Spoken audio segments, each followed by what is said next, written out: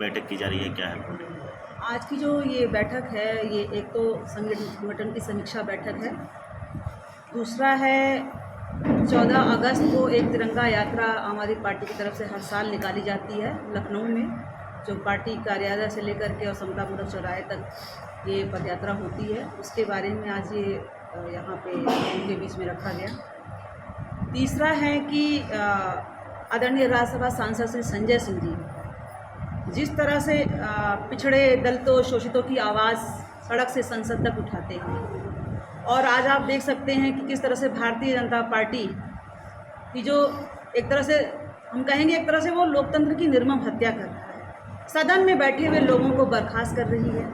जब मणिपुर की घटना पे सांसद संजय सिंह जी ने जब आवाज़ उठाई और महिलाओं के सुरक्षा की जब बात की, तो वहाँ पे चेयरपर्सन जो थे वहाँ पे उनको बर्खास्त कर दिया गया।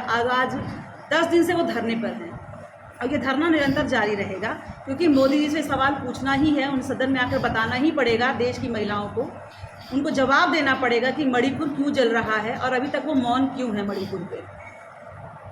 इसी के उपलक्ष्य में हम लोग संत कबीर नगर में आगामी 27 अगस्त को पिछड़ा शोषित स्वाभिमान सम्मेलन करने जा रहे हैं, जिसके मुख्य अतिथि राज्यसभा सांसद श्री संजय सिंह जी होंगे।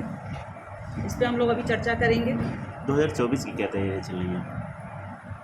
देखिए, 2024 का जो निर्णय है वो शीर्ष नेतृत्व ही लेगा, ताकि चूँकि आप लोग देख पा रहे होंगे कि एक गठबंधन बन चुका है, इंडिया नाम दे चुकी है, पूरा एक विपक्ष एक पूरी तैयार हो चुकी है एनडीए से लड़ने के लिए।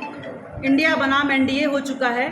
तो जाहिर सी बात है कि 2024 में भारतीय जनता पार्टी नरेंद्र मोदी जी को जाना तय है, क्योंकि जिस तरह से देश की जो जनता है वो लाचार हो चुकी है महंगाई से, बेरोजगारी से, महिलाएं जो असुरक्षित हैं, और छात्राएं जहां भी देखिए आप हत्याएं हो रही हैं, व्यापारी दुखी है। तो जो देश जान चुका है कि जो फकीरी अपने आप को बोलते थे मैं तो फकीर हूँ, झोला उठा के चल दूंगा और देश को कटोरा थमा दूंगा, तो आज देश जान चुका है कि हमारे हाथों में कटोरा थमाने का काम नरेंद्र मोदी जी करेंगे। तो देश पहले ही जागरूक हो चुका है, इंडिया के नाम से जाग चुका है, और इंडिया कभी हारता नहीं है, इंडिया हमेशा जीतता है। तो 2024 में इंडिया जीतेगी। मणिपुर की घटना को किस नज़रिए से देखते हैं? मणिपुर की जो घटना है किस नज़रिए से देखती है?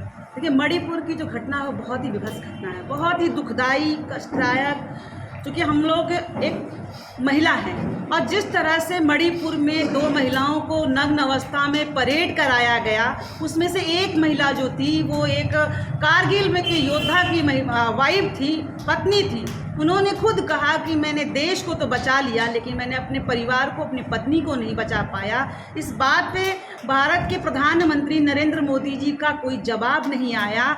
आज आप देखिए कि 4-5 महीने होने जा रहे हैं, 4 मई की घटना है, 18 मई को FIR होता है, पुलिस के सामने सारी घटनाएं होती हैं। इसका मतलब है कि समझी सोची साजिश है ये, क्योंकि भारतीय जनता पार्टी का मौजूदा सरकार मणिपुर में है। वहाँ के मुख्यमंत्री वीरेंद्र सिंह जी ने आज तक अभी तक इस्तीफा नहीं दिया है। अपने गैर जिम्मेदाराना हरकतों की वजह से उनको इस्तीफा देना चाहिए, नरेंद्र मोदी को उनका इस्तीफा लेना चाहिए। लेकिन मणिपुर की जनता बड़े ही आस से देख रही है कि नरेंद्र मोदी जी नया बना हुआ जो संसद है, जो मंदिर जिसको कहा जाता है, देश का सबसे बड़ा सर्वोच्च न्याय तरह से मंदिर है, वो वहाँ पे आकर के उन्होंने 36 सेकंड सिर्फ बोला मणिपुर पे।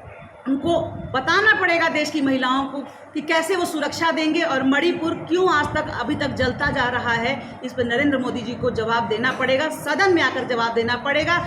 जिसके आप देख सकते हैं कि आम आदमी पार्टी के राज्यसभा सांसद श्री संजय सिंह लगातार धरने पर बैठे हुए हैं और मणिपुर के लिए न्याय के लिए मांग कर रहे हैं, और सारा विपक्ष एक साथ है। तो नरेंद्र मोदी जी को इसका जवाब देना पड़ेगा, क्योंकि देश में एक क्रूर शासक चल रहा है, एक निर्मम शासक चल रहा है। नरेंद्र मोदी जी आज जिस तरह से मणिपुर के लोगों की निर्मम हत्या कर रहे हैं ना बोलने की वजह से, आज मणिपुर बहुत ही निराश और हताश है। मैं नरेंद्र मोदी से कहना चाहूँगी वो मणिपुर पर जवाब दें, और महिलाओं की कैसे सुरक्षा होगी वहाँ के, या देश की महिलाओं की सुरक्षा होगी, इस पर आकर सदन में जवाब दें।